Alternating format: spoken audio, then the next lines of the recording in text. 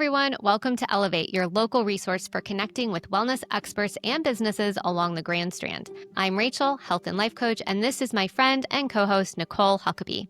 Hi, Nikki. Hi, Rachel. As a former news anchor on the Grand Strand, I'm beyond excited to be on this journey with you. So if you're curious about our local resources for holistic wellness living, Elevate Podcast is your go-to resource.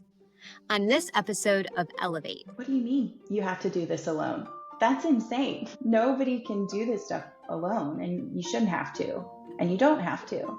On this episode of Elevate, we welcome Sissy Castillo, owner of Shanti Yoga in Myrtle Beach. Sissy was introduced to yoga in 2014 during a pivotal time in her life when the practice became a lifeline, guiding her from self-destruction to growth and healing. In 2020, amid the uncertainty of the pandemic, she felt called to take ownership of the studio to support her community through challenging times. With over a decade of personal practice and 8 years of teaching, Sissy blends the structure of Ashtanga with the heart of Dharma yoga, focusing on meditation, breath work, and alignment to nurture both body and mind. Her mission is simple: to offer yoga as a path to peace, healing, and self-discovery, just as it's been for her. Good morning, Sissy. It's an official welcome to Elevate. We're really excited to have you on this morning with us. Namaste, we should say. Yes, namaste, good morning, and thank you so much for having me. I'm excited to be here. We're excited to have you. Let me get in on this namaste. So I am not quite the yogi. I'm very curious to learn from you today, Sissy. Nikki, obviously, she has her whole yoga vibe going. So this is going to be a great conversation. Yes, 100%. We're so excited to have you. Thank you. Yeah, thanks for being here. Yoga is a really special thing. It's really close to my heart. And, I teach people who are brand new beginners and haven't even dreamed of touching their toes yet, all the way up to like advanced people who practice for years and years. So yeah, it's kind of for everybody. Sissy, let's just jump right in. Can you tell us a little bit about Shanti Yoga? Where are you located? And then tell us a little bit about Shanti Yoga. Okay. So we're located in right in the heart of Myrtle Beach on 51st Avenue on Kings Highway. We're in just kind of like nestled right into the residential area, lots of local businesses around, not far from the ocean. If you come to a 6 a.m. class, you can pretty much hear it right across the highway. Love that.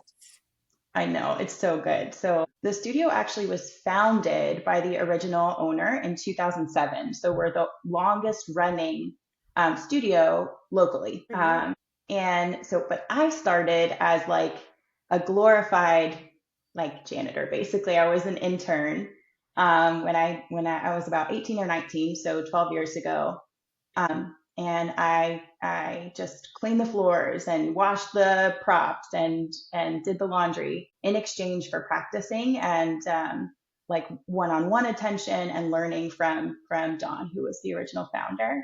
And eventually I just kind of worked my way up. So I did teacher training with her, and then I would travel with her and assist on when she would teach lectures and teach on the road. And eventually in 2020, during the COVID pandemic, 50% of yoga studios in the nation ended up closing, and we were almost one of them. And Dawn looked at me one day and said, we're going to close or you can take over. And I was like, say a little prayer, and then just kind of took a leap of faith and bought the business and took over the studio, and have just spent the last 4.5-ish years building the community and trying to empower people and bring all the benefits of yoga to as many people as possible. We really value community, and we really value the traditions of yoga and doing it as a holistic practice and giving people tools to just live healthier, more fulfilled lives. So that's where we're at now. It's a beautiful story.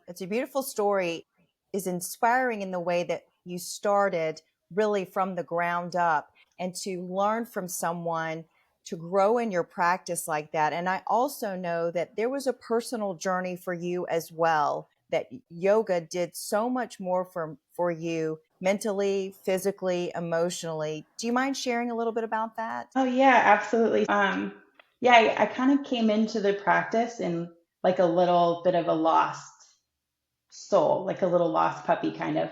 I'd been through, lots as far as like childhood and early adulthood. And I didn't have a lot of guidance or, good role models or anything like that. And so it was just kind of like a ship floating around at sea without a lighthouse. And yoga kind of became this lighthouse for me. My first teacher, and then other teachers I'd go on to learn from. And it just initially, yoga gave me this sense of self-worth that I had been lacking. It gave me confidence when I was able to do things like chaturanga or crow pose. You set small, realistic goals and then watch yourself earn strength and build strength and achieve those goals. So it gave me this sense of self-worth that then would help me to go on and inspire other people to believe in themselves. And so it's really just been this ever evolving journey of coming up against challenges, both in my own practice and body and in my life, and then learning the tools to regulate my nervous system and to believe in myself and to keep working at when things are hard. And I've been able to do that both on my yoga mat and off, but I do credit that ability to the yoga practice. It really gave me so much. That visual of how yoga was and is your lighthouse. I wrote Yeah. that down. Yeah. I love that. Can you share a little bit about the healthy habits that flow from the mat out the door with you and how yoga helps provide that stability and Yeah. focus to have those healthy habits? Yeah. So for me, the biggest thing was like mental health, right? I have always dealt with anxiety and, like I said, kind of like this lack of self-confidence. But really, anxiety was the biggest thing. And so yoga has been studied actually now. Science is starting to catch up, and neuroscientists have studied this. The ancient yogis also studied this and just had different words for it. But yoga is a way that can kind of rewire the neural pathways in your brain. And so the practices that we do, there are a few specific ways that we kind of change the way that we talk to ourselves, and we change the habits, the habitual thinking patterns, habitual anxiety patterns, just by like checking in with our bodies and by doing things like conscious breath work, meditation. Again, like I mentioned, building strength, setting goals, and accomplishing goals. And so, really, within the realm of showing up consistently, right? Because we encourage people, kind of like Nikki said, like to get in as many classes as they can, like practice as much as they can. But that's not just to like get a bendier body or like, tighter abs or whatever. It's actually to help change the way that you talk to yourself and to change the way that your brain works and the way that you function as a whole. Because really, your whole system is made up of not just your body or your brain, but your mind, body, and brain connection. And so your brain is just the host, but your mind is the energy that's like animating it, your personality, your likes and your dislikes. And your body is like the vessel, like the soldier in the field. And so yoga helps you to use your mind to change the way that like your brain is reacting in the world. Does that make sense? Yes. I can tell, Nikki, just from your experience of doing Yeah. yoga, you're resonating with everything that she's sharing. 100%. And I have to say that the breath work and the way that I talk to myself really was elevated, our word elevate, and changed immensely when I took a deeper dive into my yoga practice. I use my breath work at night to help me sleep, and I learned that in yoga. It has helped me tremendously with my anxiety. And I do feel stronger in my body when I can do different poses and that sort of thing. But I just feel stronger, as Sissy's saying, emotionally, mentally, and in my mind. Like I can do this. I can tackle my day. It truly is a mind, body, soul experience. And it's really hard to explain unless you just take a class and get in there and you go, wow, this is life changing. I love all of my other exercise classes, but I think I might be addicted to my hot yoga class. And all yoga classes are different. Some are really high intense, some are hot, some are not. They have different levels, which Sissy can go into. But at the end of the day, a yoga practice can meet you exactly where you are and what you need. And I just feel like it's a practice that helps you in every way, shape, and form in your life. Wow, that is just, I'm like sold and I have to go. You have to. I have to go. I don't know about a 6 a.m. Sissy. I am not a morning person, but the idea of being able to hear the ocean, like you shared, I think before we started this conversation, when you get there first in the morning, I can imagine is amazing. I liked how you said too, it's more than a bend. Yes. I've always thought of yoga, obviously, as a great way to get the blood flowing, like traditional anatomy, just your muscles stretched, more flexibility, less back pain. But I appreciate how you've explained how it, affects our neural pathways, how we think, how we Mhm. process things, and ultimately our behavior and how we step out into our day. How therapeutic. Oh, absolutely. And really like so one of the Sanskrit terms for the style of yoga that we do is called yoga chikitsa, and it literally means yoga therapy. Like it's intended to be therapeutic for your nervous system specifically. And so we kind of think of the practice as like, so you mentioned back pain, just for example, or even anxiety, my example. Like those yoga teachers say that those things are not they're not the actual, it's not like an it, right? It's not a fixed thing. It's a symptom of something. So like we have back pain because of the way we sit at a desk all day. We have anxiety because of these like emotional triggers in our environment. PTSD is it's not a fixed thing. It's a behavioral symptom of something that's happened to you. So yoga, this practice of like whether you're doing a hot, fast-paced like workout style class or like a slow-paced restorative class,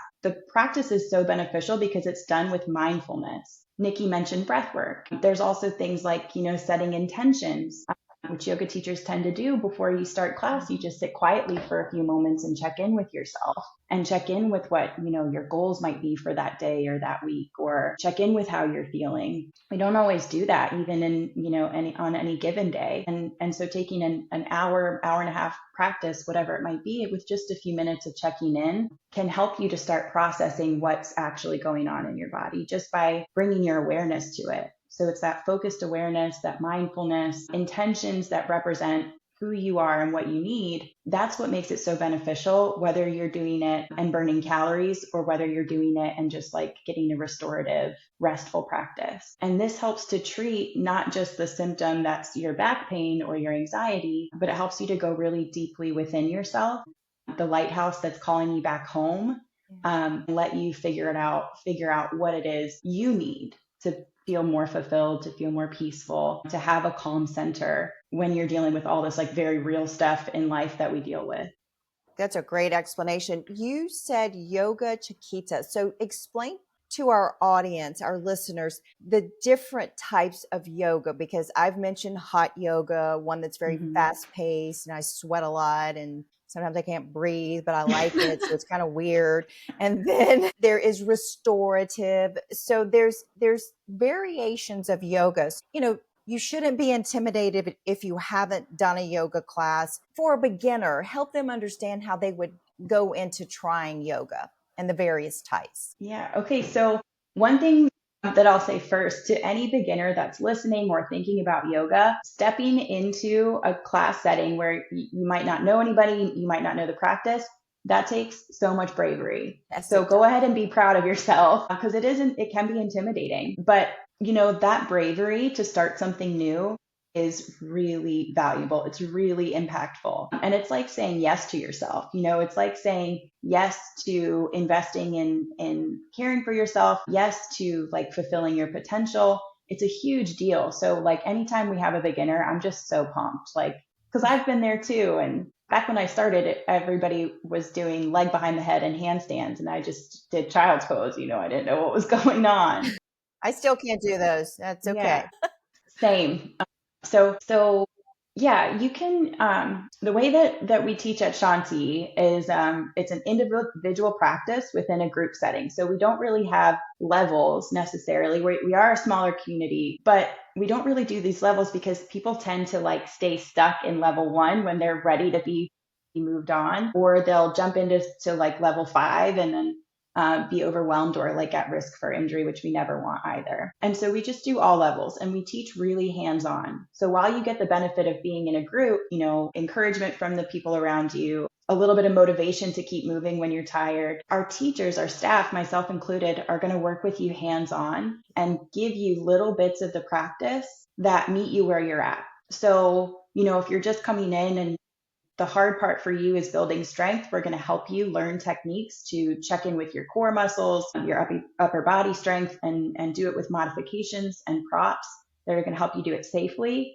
until you're ready to do a little bit more, just 10% more. And that happens gradually. But we do offer different styles of yoga. So one of my favorite complementary practices to that hot, active, movement-based hot yoga style is called yin yoga. And it's the opposite completely. And yin yoga is about calming your nervous system down, almost to the point of sometimes people will fall asleep because we sit in a pose for a few minutes at a time. We'll either sit or recline with props and move the spine and move the hips in different ways to help encourage a greater range of motion, a greater degree of movement, while just being still, mindfully breathing, checking in with the body. And this really helps, athletes, because it can help with recovery, but it can also help elderly people because it, again, helps with range of motion and keeping that. And as we age, we tend to lose it. But it can also help anybody who's in the middle of that, whether you're super athletic or whether you're in more of this restorative time in your life. It's a way to complement a really busy lifestyle, active movement practice. So yin is great, really great too. We have a few yin classes on schedule. Vinyasa yoga is like a dynamic movement-based practice. You might have heard the term one breath per movement. And we do this because breath to movement helps to encourage the relationship between your body and your brain. It helps make it stronger. There's this part of your brain that connects the left and right hemispheres. Sorry guys, I'm like a brain nerd. I don't know No, if this I is told you that amazing. before, Rachel. We love it. Yes. Okay. Yeah. So probably because all my issues are in my head, I get really into how yoga can help your brain. We love it. I'm pretty sure all of our issues are in our head. So Yes. preach on, sister. Preach on. For sure. Yeah. So there's this part of your brain that bridges the hemispheres, the left and right hemispheres of your brain. It's called the corpus callosum. And when you are consciously breathing and connecting, or what's the word I'm looking for? Matching your breath to your movement, that bridge starts to get stronger because all the neurons that are firing, the more that they're firing, the stronger they get. And so that bridge is how your hemispheres communicate with each other. It's how they talk. We hear that term, some people are left brain dominant, and then we think oh, they're analytical, they're really good at math, they're really good at logistics. And then right brain dominant, we think artistry and poetry and music. And while there's some science behind that's been researched and proven a bit, it is definitely true that we need both sides of our brain to work well in order to function. Yes. And so strengthening that relationship helps our whole system to work better together as a whole. That's fascinating. Fascinating. Yeah, kind of went off on a tangent a little bit. I know you No, asked me not about at all. styles of yoga. No, but you mentioned them. Yes. There's so much value in understanding why something is beneficial or healthy. There's the general notion, yoga for fitness, yoga, meditation, mindfulness, but really taking a moment to pause and consider what that actually means allows us to have a greater appreciation for it. Mm-hmm. I already do, because I've never sat down with an individual like yourself with such years of experience, both in practice and in teaching, to truly understand the mind, body, soul connection. It's amazing. Thank you. Yeah. It really is. It can have a profound positive impact on your life beyond, for me, any other practice I've ever been involved in, any other type of exercise. I mean, people we get this high from running. Yes, I've done that. I enjoy the walking and the sweating, but the being a yogi really does help with all of the things that Sissy just talked about, to where you can address the symptoms, which will eventually address some of the problems that you may be facing in your life. I know as I'm getting older, the flexibility part, or if I'm I'm having that back pain or whatever, you can start your yoga practice and it really will start to heal all of those issues. It's incredible. Now, you may feel really tired and sore after you've done some of the practices, but Just keep going. you keep going because it's working. It's almost how you got to no pain, no gain for a minute in a lot of ways. But I think the mental aspect, and I love what you talk about, a holistic approach, which I think is just a beautiful part about yoga. Hello, my friends. It's Nikki. Quick pause to thank our sponsors. Their support keeps this podcast running and helps us bring you all the wellness content you love. So do you ever wonder what's really in your beauty products? The Styling Room helps us cut through the noise and bring us trusted science and healthier choices. It's led by Jessica Agee, a cosmetologist with 25 years of expertise.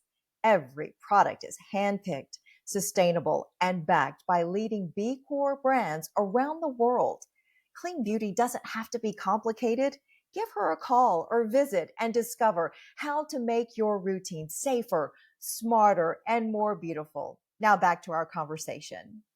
Yeah, I agree. I think I kind of came to yoga so that I could get stronger and more flexible, which a lot of people do, and that's amazing. That can be reason enough to like get you out of bed in the morning and go to a class. Yes. And then the mindfulness and the benefits of easing your anxiety and all this other stuff, that comes as like a sneaky side effect. Like we Yeah. kind of sneak that in without saying like, oh, we're doing yoga for anxiety today. But if you're consistent with it and you show up for yourself often, those unexpected benefits kind of come through without you going and searching for them or without you being told that it's going to happen. You're right. It just sort of sneaks in. And one thing I think that's powerful about yoga is we all have a hard time stopping for a moment, slowing down when you get to the end and it's time to be still. I still struggle with that. But if we can just be still for a moment, it really does reset your body, reset your mind, reset your day. Like I do yoga typically in the mornings. I'm set for the rest of the day. I feel like I've started my day on the right path because I've done my breath work. I've set an intention. I've been mindful. For me, I've worked hard because that's what I like to do and sweat. But at the end, when it's time to settle down and rest again, it's a full circle moment where you just feel like you have evolved already in your practice and in your day. It just really kind of helps you when you're in traffic and someone cuts you off and you're in line and someone's being nasty or whatever. You go, not going to let that bother me. Yeah. I don't know. I feel like it helps that way too. Do some deep breathing. It's Yes. fascinating too. Anybody that is looking to, from what I'm hearing, anybody that is looking to level up in their career, even help in having healthier relationships, whatever that might be, family, friends, the mind work that you receive, the benefit really could allow you to have more clarity, more energy. And I think at this point, generationally too, we are constantly inundated with check boxes and things that we need to do. Any given day, I can imagine the amount of overwhelm an individual might have. And so, whether you start the day with yoga, do you recommend having a yoga practice morning, afternoon, evening? Is there breath work that you do? Let's say you can't get around to doing an evening until evening time. Do you do breath work in the morning? Are there different practices and tools that you use in that sense? Yeah, absolutely. So this is a really big question because there's so many right answers. There's so many good things that you can do at all different, times of your day. So I'll just start with what I do. I get up and I usually teach a 6 a.m. class. So I'll wake up well before that. And before I check my phone, before I check social media or emails, I'm on my mat drinking just a little bit of water. I do some breath work, some kind of energizing breath work because I'm starting my day with that. And then sun salutations, poses, and close with a couple minutes of just quiet meditation, which can look different for everybody, especially when you're just starting a meditation practice. At first, like guided meditations are great. They still are, even if you've done meditation for a while. And even if it's just a few minutes, maybe 3 minutes of sitting quietly and kind of watching your thoughts and checking in with yourself, that can have a huge benefit too. So yeah, I do my practice first thing in the morning, mostly because I can be a little bit slack sometimes. So if I wait till later in the day, I'll probably end up just, being tired or getting pulled in other directions and not making time for it. So it's important to me that I do it first thing in the morning. But then as far as evening practices, there are times where you might go through phases. I don't know if you guys are like this, but I go through phases of like having so much overwhelm, like you said, Rachel, or so much going on in my life, I can't turn my brain off. Mm-hmm. And so when you're in that phase of overwhelm, that season, things like calming breath work really help. Diaphragmatic breath work, yin yoga, journaling, prayer, meditation, all these mindfulness practices towards the end of your day can help you to start the process of it's what your nervous system calls rest and digest. It's the process that happens in your nervous system when you go to sleep. Your body digests, your nervous system can rest and come back to balance, or homeostasis, the feeling you get in shavasana after a yoga class. Yeah. And so yeah, these mindfulness practices later in the day can really help with things like sleeping better, things like getting out of your like high cortisol spikes, which is like that constant stress that you feel all day when you're overwhelmed. We don't ever feel that. No, not at all. Never feel that. What's this word cortisol and stress? Yeah. Yeah. So stress is a psychological reaction to external stuff. Just like we were talking about, back pain is usually a symptom of something else. Stress is a symptom of something, but then it creates other stuff, right? Like your muscles shorten and you tense up. And if one stressful thing happens and you are able to regulate your nervous system, then you can let it go and come back and feel balanced again. Yeah. But if stressful things keep happening, your body really likes patterns. Your brain really likes patterns. And it wants to protect you from stress and keep you safe. Like the stressful stuff keeps happening, your body builds this response and is just constantly in that state of stress and constantly responding to it. This shows up as like shoulders are always tight and tense, or like your jaw is always clenched, or your breath is shallow. It's like a thinking loop of like, oh, I'm so stressed out, I can't handle it. And when those negative thoughts come in, it gets even worse. And so the practice of like breath work or like Nikki said in the morning, doing like a hard practice, it helps rewire those pathways, giving you your control over your responses back. So like we try to stress the nervous system in both directions. We try to do these like hard physical practices that stress your nervous system in like an active way. Like, oh, this is so hard. This class is really intense. I can't breathe. Or like, this is so challenging. My muscles are shaking. Like this high intensity stress. And then also in the direction of like the calm direction. So really deep relaxation, really slow, mindful breathing. So you have this high intensity and then this like really, really deep state of relaxation. And this basically just increases the window of what your nervous system can handle. Because when it's just here and like if anything inconvenient happens, then you're like losing it. And then but you can't really rest and you can't really calm down. Your nervous system's just all over the place. Does that make sense? Yes. Yeah, that's a great example. Yes. So then if you can kind of like increase that window of what you can tolerate, it's like, things are intense right now, but I know I can handle it. And I know eventually they're going to go back down and calm and level out again. And then your body's able to rest, your body's able to relax, but then also jump into action when you need it to. That's a great visual and an explanation. And I'm sure everyone can relate to that. Yeah, we all can relate to the stress and the levels of it. That's for sure. Yes. But if you're giving yourself a wider range of being able to handle it, you're much better off. It's basically if you have a short fuse or a long fuse, and yoga can help you lengthen that fuse so that you can deal with all the stresses that our world gives us, because we all have things that we're trying to handle. One thing I like about your yoga studio, Sissy, is that you talk a lot about community. Community is so important for all of us. We need a place where we can go and be amongst people where we feel safe, where we feel wanted, where we can gather together because we know when we leave, we'll feel better.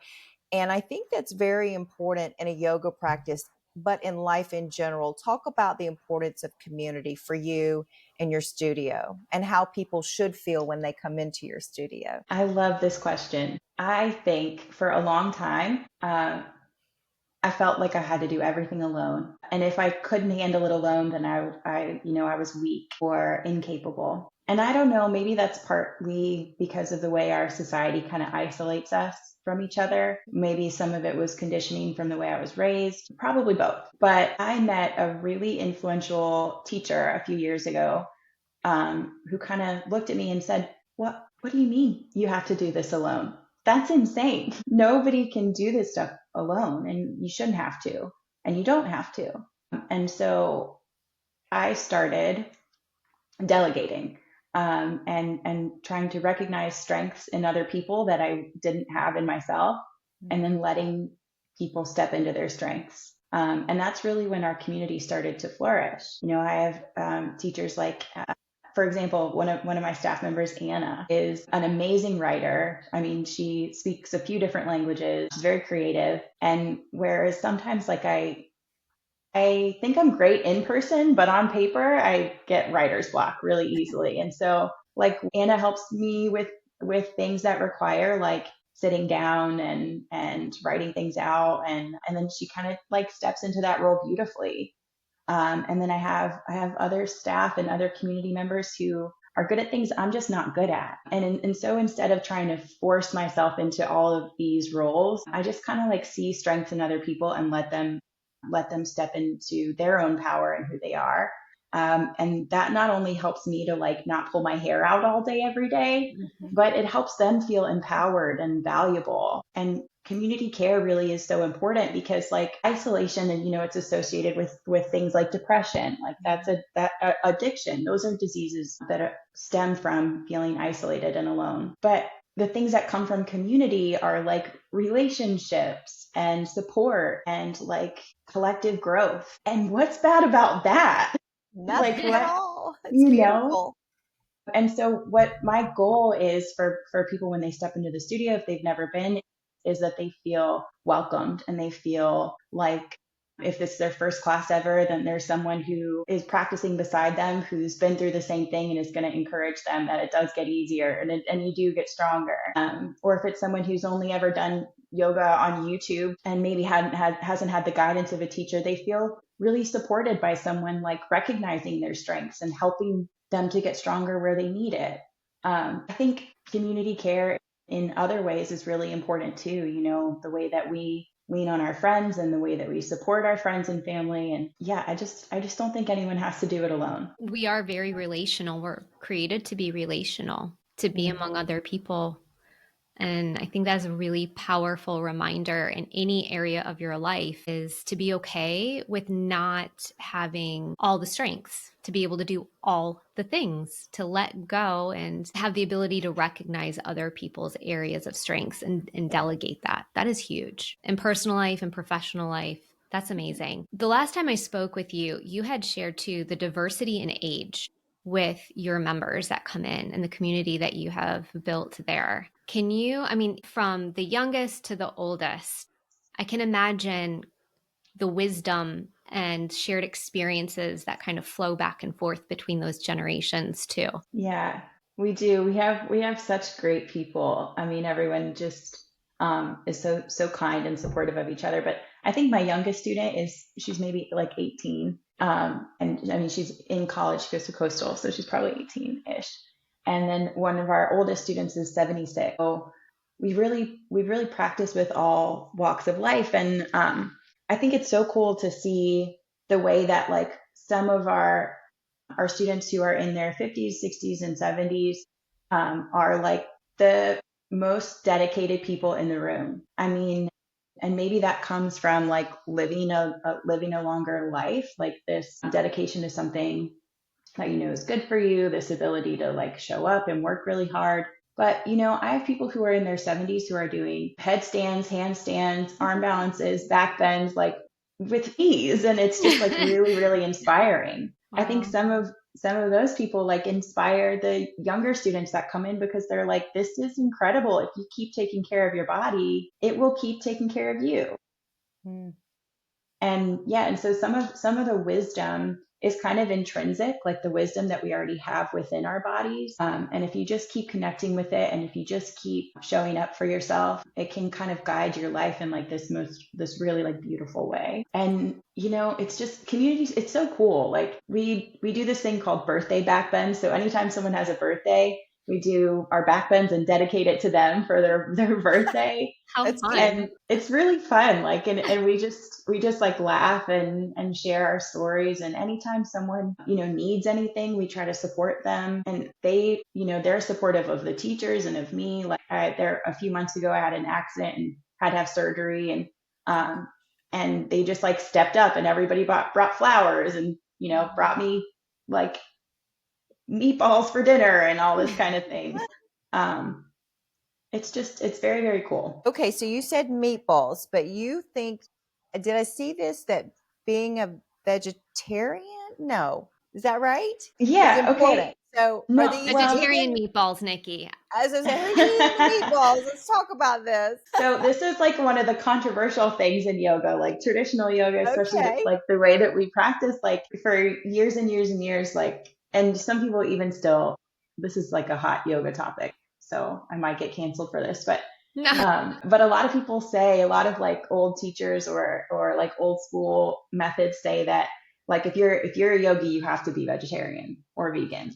I actually have never heard that, but I do know a lot of yogis that are vegetarian or vegan. So tell us more. That's interesting. Well, so it just is, if you're someone who like follows all the traditional yogic principles and ethics of living, they say that the only diet that aligns with those ethics is a vegetarian diet. And it's just, in my mind, it's kind of like an archaic way of thinking, because for many reasons. So this is entirely unfortunate, but my generation especially deals with really, really high numbers of disordered eating. Um, and, other things like autoimmune disease and other health reasons, the other health concerns and things like that. And because of those reasons, I don't think it's appropriate for a yoga teacher to ever tell somebody what they should eat. I agree. Yeah. And so if you want to eat a steak, eat a steak. You can still come to yoga the next Yeah. morning. Do you know what I mean? And I also Sure. think that like when we ask a lot of our bodies in a yoga practice, we do this like intense physical practice where we're sweating, we're working our muscles, we're stretching deeply, um, we're burning lots of calories, we're exerting a lot of energy. It's important to feed your body what it needs to replenish and refuel. And for everybody, that's going to look different. Yes. For some of us, it can be all green juice, and it can be, beans and veggie burgers and things like that. And for some of us, we're going to need more or different. And different is okay. Different is good. Yes. So Yes. yeah, go ahead. And I'm we're all sorry. individual too. And it kind of goes back to checking in with your body Hmm. and understanding how food makes you feel. And in yoga, we do that, right? We take a minute to check in and see how we're doing and how we're feeling. And I think too, that's the beauty about just all of our lovely, amazing wellness authorities and professionals up and down the Grand Strand is taking a minute to put a pause on labels, diets, there being a right way to lose weight or exercise, and discover what is best for you as a individual. And in some cases, I'm sure some people would do great as with a vegetarian diet in combination with yoga. Others might need to throw in their like powerlifting and some steak, Yeah. right? And Mhm. just being respectful of yourself, being Yeah. different then, and being okay with that. Let it go. Yeah. Sissy, do y'all have those sort of discussions when people come in talking about diet, talking about the things that we're Mhm. because I'll be honest with you, I just didn't know that being a vegetarian was kind of stuck with being a yogi because I feel like we should all be eating whatever works for our bodies. Rachel struggles with autoimmune. I've had IBS at times. So, there's always an ebb and flow of what we need to fuel our bodies. So are you having those discussions in your studio, which I think is beautiful if you are trying to guide and help and support people wherever they are in their health needs? So, the first thing that that I tell people if they, if questions like this are presented to me in the yoga studio setting is that I am not a doctor or a nutritionist, and I want everybody to have autonomy and sovereignty and make decisions that are right for them. And I don't know too many yoga teachers that are registered nutritionists or doctors necessarily. And so I encourage people to take advice from professionals within each profession or each industry and make good choices. But we do have conversations, especially when we're doing really intensive trainings, like teacher trainings, workshops and immersions and things like that, where these discussions do come up. And we talk about it openly and candidly and without pretense. So I always share my experience and then encourage people to practice yoga. And so if yoga is a practice of mindfulness, you can do that in your life. You can do that off of a mat, out of a class setting. Eat mindfully, choose what you're eating mindfully, research mindfully, make decisions about, your physician and the people you're getting your advice from mindfully with this idea of awareness. I was vegetarian for a really long time, like 15 years or so. And, I started eating other things when I got really bad headaches and I was like probably wasn't getting enough protein and had like low energy, lots of fatigue and things like that. Changing my diet helped. And so I can share that experience with people, but I can't tell somebody what to do for their own body. Right. And I wasn't suggesting that. I was just saying having the conversations has to be helpful for the people that come in, since you are trying to make people aware. Just because you're a yogi doesn't mean you have to be a vegetarian. We want you to do what's best for you. Yeah. Yeah. I love the community and environment that you create there for everybody to come in and have those questions and how you support people and understanding what's best for them, though. I think it's wonderful to know that at Shanti Yoga, you can come in, whatever level you are, whatever age, whatever you're struggling with, even at the peak of your health, and you'll find a place there with you. That's wonderful. Yeah. I want to come do yoga. I want you to come, both of you. Oh my gosh, that would be so fun. Yeah, I think that like the diversity of life and our differences make us really beautiful. I don't have the same experience as anybody and vice versa. So I think that like being uniquely yourself and being in your own power and in your own essence is the most beautiful thing that anybody could be. Like someone who's really, truly, fully alive and who they're supposed to be. That's amazing. You can't replicate it. And you can't force it, but I just want to be able to empower people to be that version of themselves. Do you feel like that's what yoga has done for you? Helped you to be the best version of yourself? I absolutely do. Yeah, I really do. I believe that wholeheartedly. I think it started to give me the confidence to set boundaries, and it gave me an ability to be heard, and it gave me this, the strong legs so I could stand on my own 2 feet, and it gave me control over my anxiety, and it just has given me so much of an opportunity to ask good questions. Is this right for me? And to make good decisions when things are wrong for me. And it gave me a community, gave me mentors. It's truly helped me to be a person who's like not afraid. I love that. It's inspiring. Me too. That's awesome. Sissy, thank you so much for being here on Elevate. Thank you for having me. This has been really fun. Do you have one last question though, Rachel? You usually have a burning question for our guests. It is a burning question. I like to keep things super simple and take one step at a time. And so we are asking, what is the one thing that our community, all those that are listening, can do today to elevate their health and wellness journey from your experience? Come to yoga. That works. It's a great one. It's a great answer. Come to yoga. At least try it, right? Yeah. Give it a try. It could be yoga, it could be Ayurveda, it could be bar classes, it could be dance, it could be whatever it is that calls to you, that's like calling to your heart, and whatever is like that spark in your eye that's just like glistening and you've been thinking about. My advice to like get started on taking care of yourself is just to start. Just imperfectly. Just don't wait for the right time. Don't wait until you're ready. Don't wait until everything lines up exactly how you want it. Just start where you're at. The first step, book the class, make the call, find the studio, find the mentor, the person, whatever it might be for you. Just get started. That takes a lot of bravery, but it can really ignite your heart and your journey. So wherever you are listening from, whatever step you're on or direction you're going, just get started. Beautiful. That is powerful. I personally needed to hear that. So thank you for sharing that with us. Thank you. This has Thank been you. great, Sissy. Really powerful. You'll see us at yoga. I'm so happy that I could be here today and share some time with you guys. Yes, we appreciate it. Thank you so much.